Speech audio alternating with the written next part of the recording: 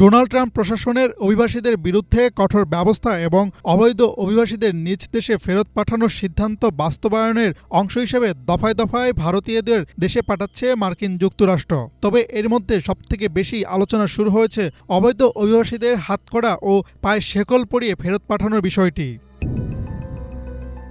শনিবার দ্বিতীয় দফায় আরও ১১৯ জন অবৈধ অভিবাসীকে ফেরত পাঠায় যুক্তরাষ্ট্র।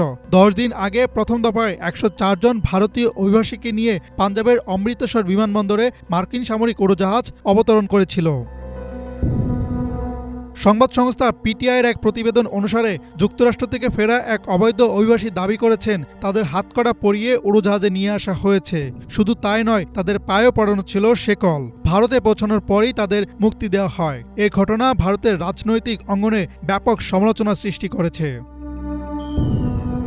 যুক্তরাষ্ট্র কেন এভাবে অবৈধ অভিবাসীদের ফেরত পাঠাচ্ছে তা নিয়ে প্রশ্ন ওঠে ভারতীয় সংসদেও।